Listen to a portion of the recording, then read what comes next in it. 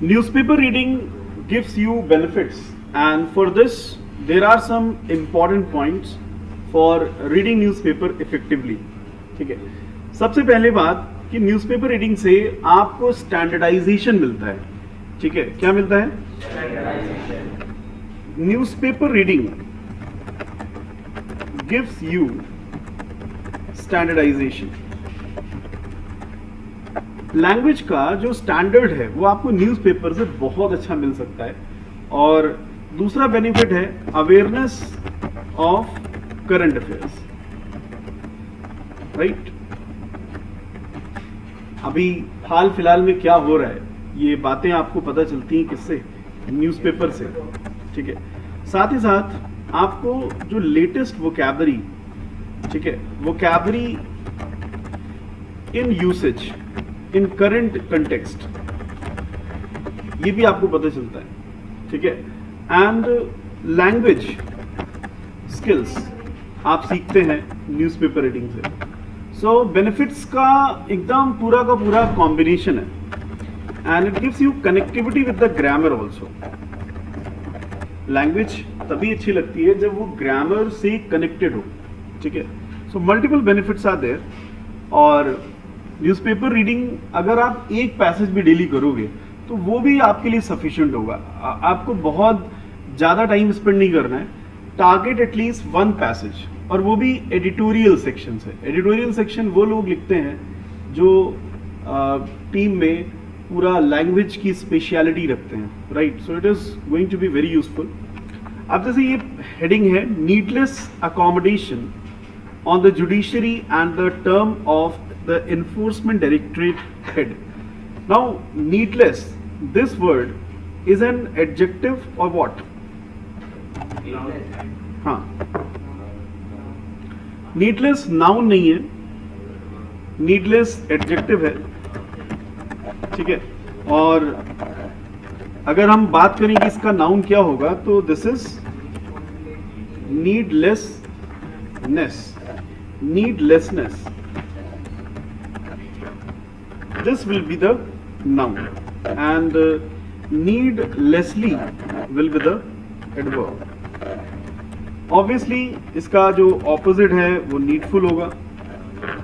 needful is an adjective and needfulness is noun, and needfully is an adverb.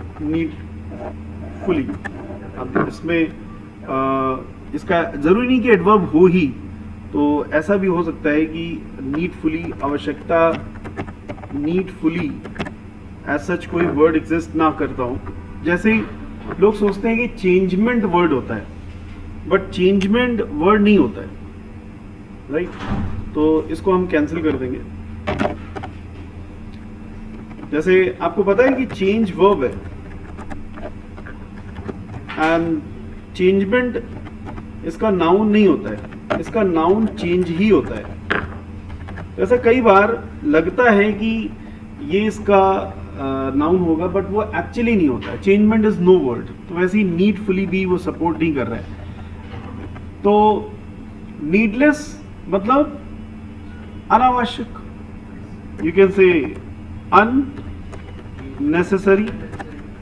Right, unnecessary and unuseful कह सकते हैं, अनावश्यक.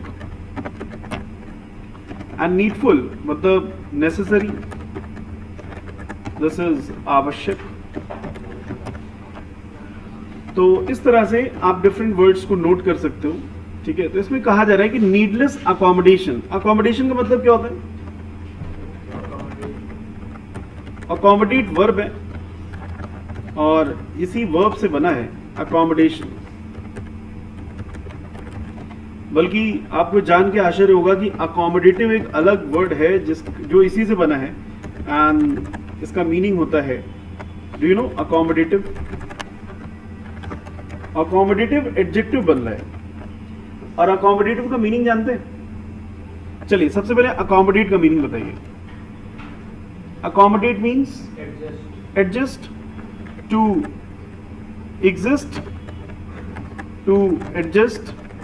जैसे आपने कहा कि इस रूम में 100 स्टूडेंट्स डैश कर सकते हैं, तो मतलब उसमें समा जाना या आ जाना, ठीक है, समा जाना, ठीक है। अकोमोडेट, और अकोमोडेशन का मतलब है रहने का स्थान, जहां आप रह रहे हो, ठीक है। और अकोमोडेटिव का मतलब होता है फ्रेंडली, जैसे हिंदी में आप कहते हैं मिलनसार। अकोमोडेटिव, जैसे आप में से कुछ लोग फ्रेंडली होते हैं और कुछ लोग बहुत ही, फ्रेंडली का ऑपोजिट क्या होगा? रूड, अनसिविलाइज्ड होते हैं, राइट। तो अब देखते हैं इस पैसेज में किस रूप में आया है। नीडलेस अकोमोडेशन, क्या मीनिंग हुआ इसका? बेवजह का अकोमोडेशन का मतलब है वहां पे किसी का आना। On the judiciary and the term of the enforcement directorate. Enforcement का मतलब रिक्रूट, नो, एक्चुअली एनफोर्स का मीनिंग क्या है? हाँ, दबाव डालना, yes. Enforce is a verb and enforcement is a noun. और एनफोर्स का मतलब है दबाव डालना, फोर्स करना। और आपने बहुत ज्यादा सुना होगा एनसीबी के बारे में, नारकोटिक्स ब्यूरो कंट्रोल, और ईडी एनफोर्समेंट डायरेक्टरेट का दबदबा, एनफोर्समेंट डायरेक्टरेट के बारे में बहुत, इसको कहते हैं प्रवर्तन दल। क्या कहते हैं? तो एनफोर्समेंट डायरेक्टरेट के बारे में आपने सुना होगा, ठीक है। एनफोर्समेंट डायरेक्टरेट का मतलब है, जैसे आपने एक वर्ड सुना होगा एनक्रोचमेंट। क्या मतलब होता है? हाँ, और इसी का ऑपोजिट होता है एंटी एनक्रोचमेंट। एनक्रोच का मतलब है कि आपकी जगह जहां तक है वहां तक ही आप उसे प्रयोग करें, लेकिन कुछ लोग उसके आगे भी प्रयोग करने लग जाते हैं। जैसे सड़क बनी हुई है, फुटपाथ है, तो कुछ लोग फुटपाथ में रहते रहते आधी सड़क घेर लेते हैं। इसे कहते हैं अतिक्रमण करना। क्या कहते हैं? अतिक्रमण। तो जो ईडी होता है ना, एनफोर्समेंट डायरेक्टरेट, वो फिर बलपूर्वक वो जगह फिर क्या कराता है? खाली कराता है। इसीलिए आपने सुना होगा एंटी एनक्रोचमेंट, माने उस जगह को बलपूर्वक खाली कराना, ढा देते हैं। डेमोलिशन ड्राइव भी सुना होगा। डेमोलिशन ड्राइव सुना है? डेमोलिशन ड्राइव माने जो भी गैर कानूनी बना हुआ है ना, उसको फिर गिरा देते हैं। तो ये ईडी के द्वारा ही तो किया जाता है, गैर कानूनी बिल्डिंग्स को गिराना, बिल्डिंग्स को गिराना। तो आप लोग समझ गए होंगे कि किस सेगमेंट पे बात हो रही है, ठीक है। और इसमें आगे लिखा हुआ है, by allowing ED chief continuance supreme court has undermined its own authority. तो यहां पे वर्ड आया है अंडरमाइन, इसका मीनिंग क्या होता है?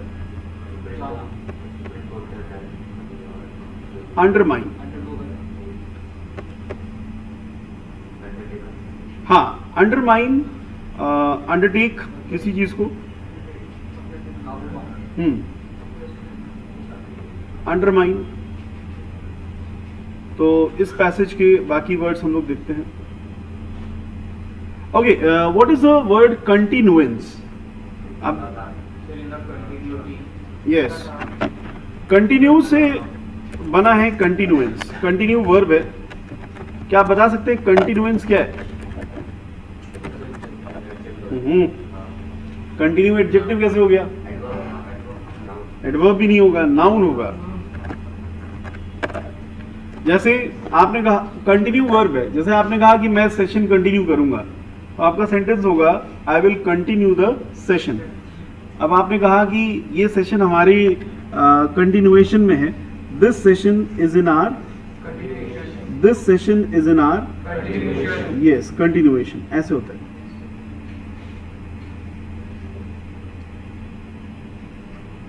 Continuation, right? And the next word was undermine मतलब किसी चीज को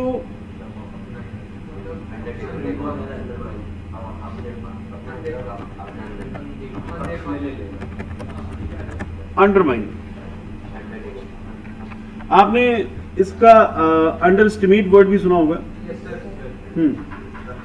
तो अंडर एस्टिमेट वर्ब है तो उसका नाउन क्या होगा?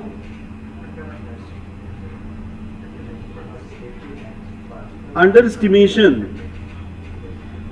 ये एनालिसिस थोड़ा अच्छे से करिए, इससे क्या होगा आपका पार्ट्स ऑफ स्पीच कनेक्टेड रहेगा। अंडरमाइन का मतलब है किसी चीज को वीक कर देना, खोखला कर देना। It's a verb to weaken. जैसे माइन का मतलब क्या होता है? माइन का मतलब जैसे कोयले की खान, तो माइन का मतलब है किसी चीज को अंदर ही अंदर खोदना। अंडरमाइन उसको वीकन कर देना, कमजोर करना, अंडरमाइन। एंड इसका नाउन है underminer. Do you know meaning of अंडरमाइनर?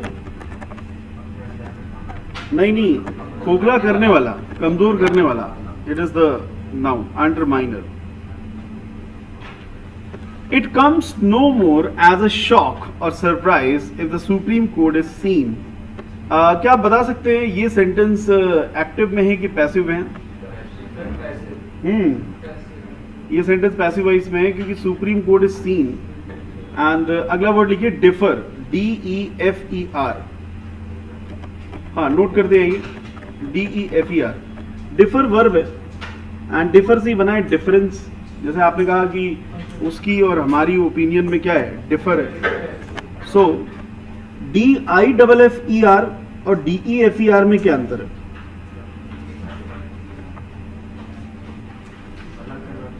एक है डिफर, ये तो आपको पता ही होगा, अंतर होना। डिफरेंशिएट भी इसी से बना है, ठीक है, अंतर करना। और ये डिफर है, इसका मतलब है किसी चीज को डिफर करना यानी कि टालना, डिले करना।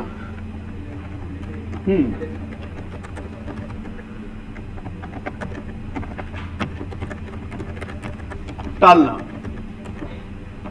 ठीक है। और डिफर और डिफरेंशिएट ये दोनों का मतलब सेम है, किसी चीज में अंतर करना, राइट। डिफरिंग एक्सेसिवली, अब ये देखिए एक्सेस से बना है एंड इसकी वर्ब होती है एक्सीड। एक्सीड वर्ब है और इससे से बना है एक्सेस। एंड इससे से बना है एक्सेसिव। सुनो, एडजेक्टिव है and excessively this becomes adverb. Excessively, excessive. So किस तरह से वर्ड का फॉर्मेशन हो रहा है ये आपको इससे प्रॉपर पता चल रहा होगा। एक्सीड माने इससे ऊपर होना, अधिक होना। एक्सेस नहीं, एक्सीड वर्ब है ना। चलो एक सेंटेंस में दे रहा हूं, आप लोग उसमें गलती नहीं करिएगा। Your passage should not exceed more than 200 words। तो इसमें गलती क्या है?